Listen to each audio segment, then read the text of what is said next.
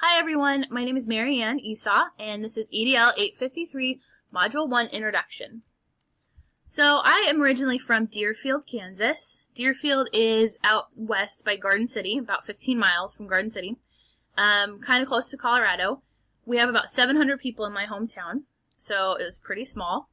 I went to KU for my college, and I got my bachelor's degree in secondary social studies education and my master's degree in functional special education.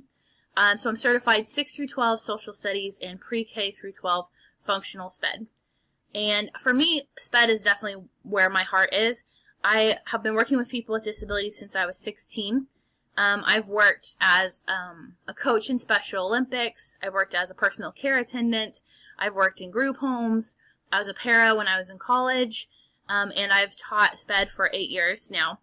And I love to be able to advocate for people with disabilities and just kind of teach the general public, they're just people too. And, something as simple as, person first language or not saying the R word is a huge part of the culture in special ed. And we have to make sure that, we teach people that things like that are not okay.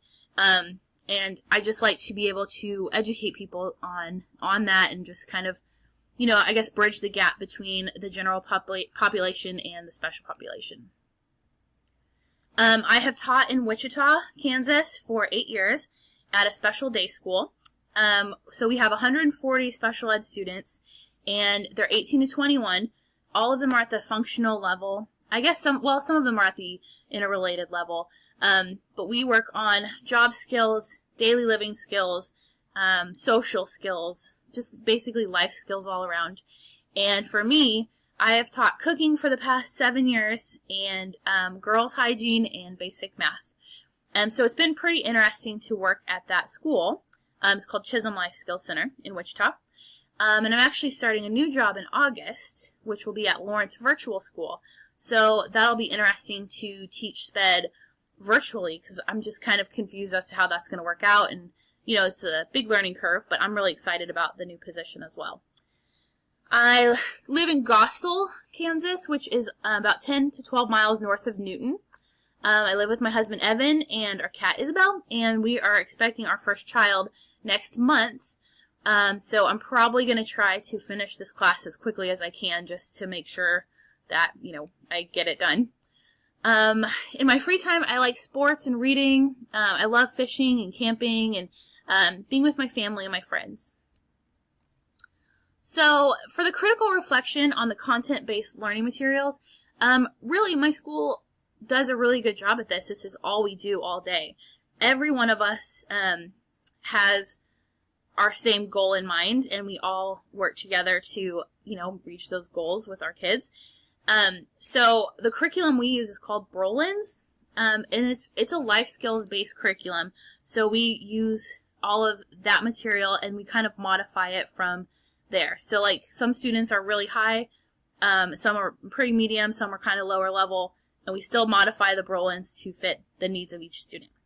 And then through the district, we use the unique curriculum for categorical classrooms. But in my school, we just use Brolin's. And like I said, I think we do really well, and we modify as necessary, and, we try to make sure all learners get what they need.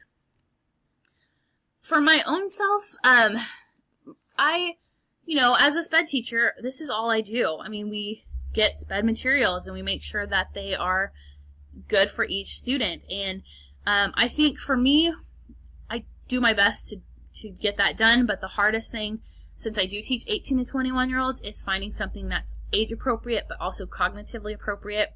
You don't want a 21-year-old doing Elmo worksheets when, even though that's their level, it's not age-appropriate. So it's just kind of hard that way. For my school, the thing that would help SPED achievements, really, we just have to keep doing what we're doing. Our goal is to get students jobs, but also to make them more independent in the community, and we do a lot of hands-on things, a lot of technology things, and I think just keep doing what we're doing. The one thing I would do is look to replace the Brolin's curriculum with something more updated, just because Brolin's can be antiquated at times, and sometimes it's not the most, up to date. There are questions on there that students don't have any knowledge on and they're not really relevant. For funding impact, really it doesn't have a big impact on funding just because our whole curriculum budget is SPED based. So for us it's not a matter of funding. For us it's a matter of finding a replacement for the curriculum that fits our needs, which is actually a lot more difficult than you might think. We have had this conversation for several years as to how to improve our curriculum and how to improve our school, and it's really hard to find something that fits what we do and that's an adequate replacement for what our curriculum currently is. And so that's the main problem right now. I think that's it. Yeah, I'm really excited about this class, and I'm excited to learn about SPED from an administrator's perspective and just kind of how that's going to help me in the future. I hope my experiences in the SPED room and in the SPED world kind of help when I am an administrator, and yeah, I just look forward to working with everyone and learning more. Thanks, guys.